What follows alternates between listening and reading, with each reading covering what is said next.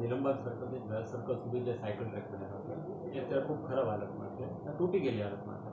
એ અંદાજે ક્યારે બન્યો હશે?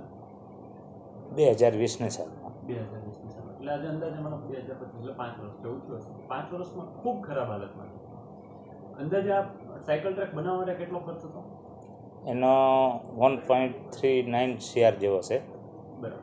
એ ખાલી એટલો જ ટ્રેક બન્યો હતો કે નહીં? એ જ્વેલ સર્કલથી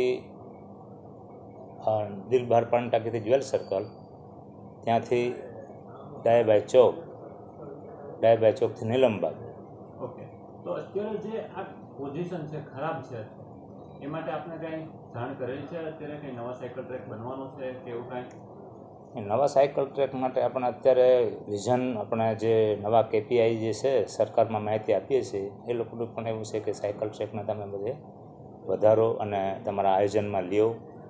અને આપણે આગામી વર્ષમાં પણ લેવા માગીએ છીએ. અને જે હયાત સાયકલ ટ્રેક છે એને આપણે મોડિફિકેશન કરીને ફરીથી ટ્રેક સારો થઈ જાય એવું કાર્ય આગામી દિવસોમાં કરશું. કારણ કે અત્યારે જે સાયકલ ટ્રેક છે ત્યાં સાયકલ ટ્રેક ઉપર તમે મારેલા સાઇનબોર્ડ પણ નીચે પડી ગયેલી હાલતમાં છે. તો આપના ધ્યાનમાં હતું કે નહોતું?